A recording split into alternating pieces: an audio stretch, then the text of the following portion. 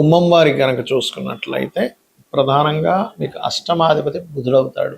బుధుడు శివుడే మీ లగ్నానికి పంచమాష్టమాధిపతి. అయితే ఈ పంచమాష్టమాధిపతి శుభుడైనందుకు మంచి ఫలితాలు ఉంటాయి, మంచి తెలివితేటలు బాగా కలిసి రావడం ఇస్తాడు. కానీ ఇక్కడ మనం అర్థం చేసుకోవాల్సింది ఏంటంటే ఈ అష్టమాధిపతి ఎలా ఉన్నాడు, బాగుంటే షేర్ మార్కెట్లో కలిసి రావడము, వ్యాపారాల్లో కలిసి రావడం ఇవన్నీ ఇస్తాడు, ఫ్రెండ్స్ వల్ల కలిసి రావడం.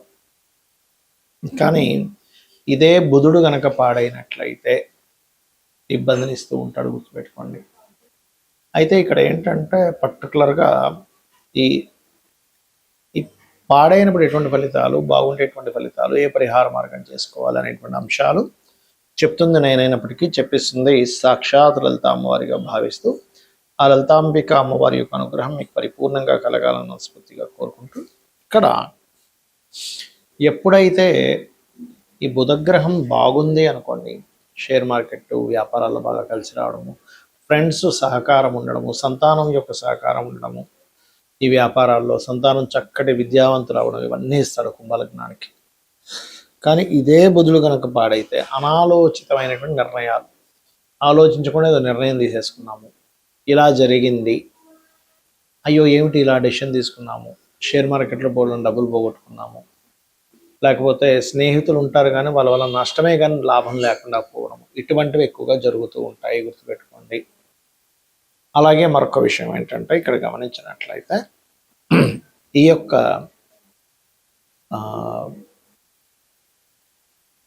బుధుడు పాడయ్యాడు అనుకోండి, పెరాలసిస్ కూడా వస్తూ ఉంటుంది కొంతమందికి, చర్మ వ్యాధులు రావడం, చర్మం మంట మండడం, ఇట్లాంటివి జరుగుతుంది. అందుకని ఏం చేయాలి, విష్ణు సహస్రనామాలు పఠనం లేదా లలితా సహస్రనామాలు కూడా చేసుకోవచ్చు చక్కగా, అందులో ఎటువంటి సందేహం లేదు.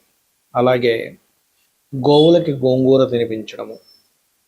బుధుడు కనుక పాడైతే ఒక డెసిషన్ తీసుకునేటప్పుడు 1-4 సార్లు ఆలోచించి డెసిషన్ తీసుకోవడం చేయాలి, గుర్తుపెట్టుకోండి. అలాగే మరొక విషయం ఏంటంటే ఇక్కడ గమనించినట్లయితే ఈ పంచమ అష్టమాధిపతి రవి అయ్యాడు, బుధుడు అయ్యాడు కాబట్టి, రవి సప్తమాధిపతి అవుతాడు కాబట్టి, ముఖ్యంగా మీకు బుధుడు పాడైతే వ్యాపార సంబంధించినటువంటి నిర్ణయాలు బుధవారం ఎట్టి పరిస్థితుల్లో తీసుకోకండి.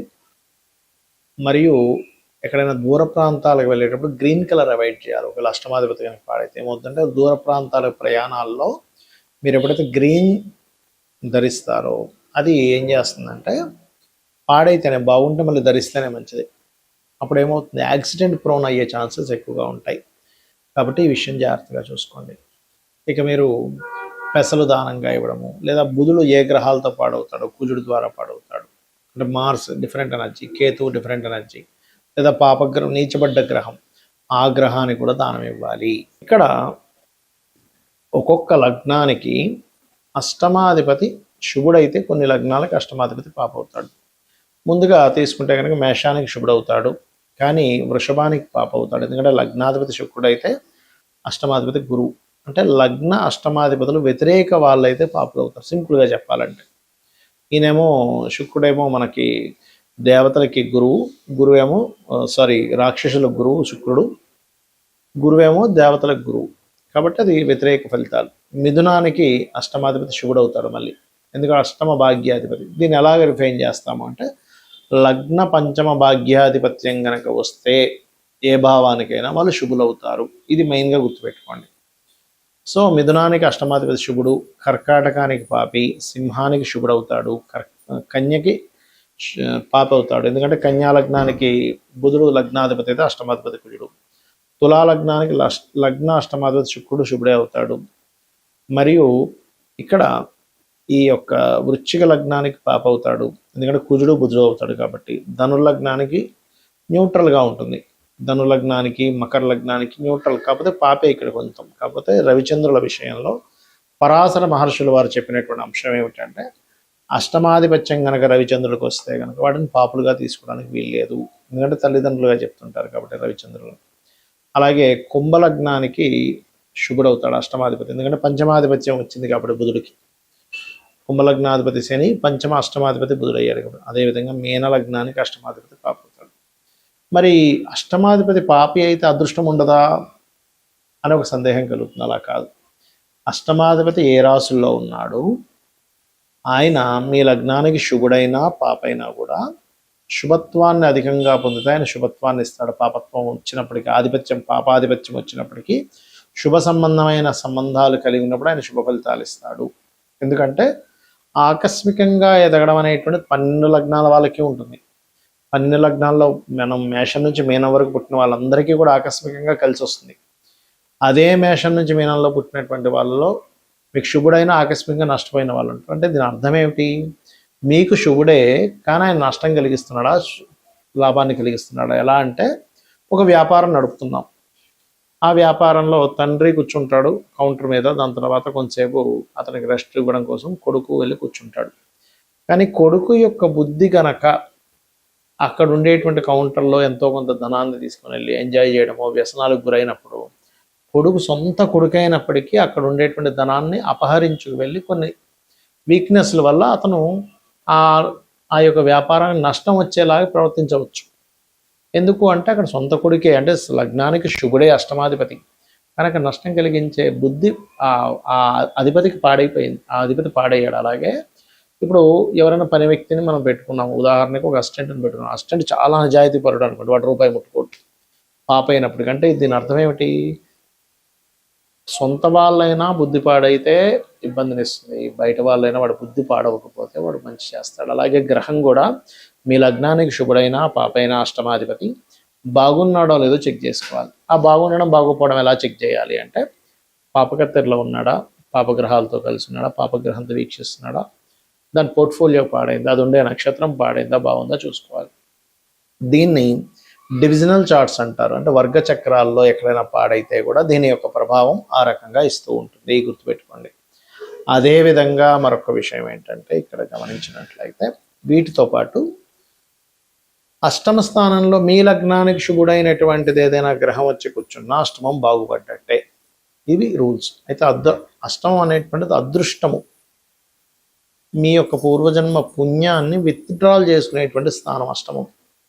9వ భావం మనం భాగ్యభావం అంటాం. భాగ్యాన్ని విత్డ్రాల్ చేసుకునేది అష్టమం.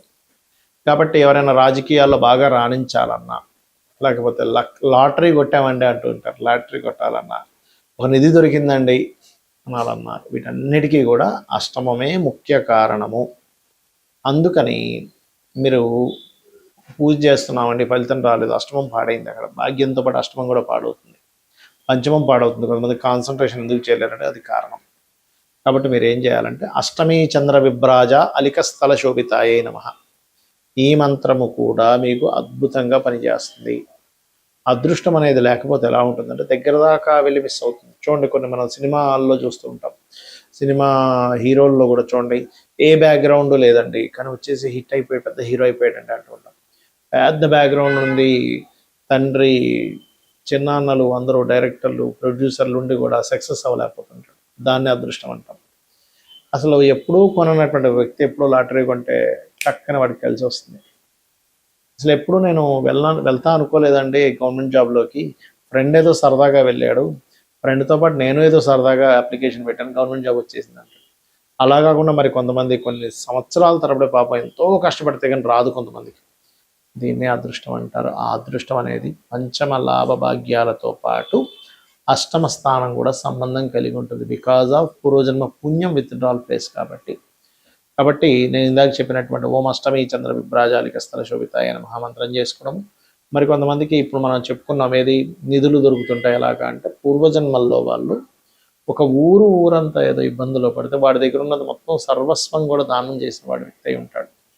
లెక్క కట్టకుండా ఇప్పుడు నేను ఈ దానం చేస్తే నాకేంటి లాభము అని చెప్పి లాభాపేక్ష చూసుకోకుండా అవతల వాళ్ళు ఇబ్బందుల్లో ఉన్నారు కదా, ఆ ఇబ్బందుల్లో ఉండేటువంటి వారికి ఏదో ఒకటి సహాయం చేయాలనే భావనతో చేయడం అనేటువంటిదే మీకు ఇక్కడ ఫలితం ఇస్తుంది.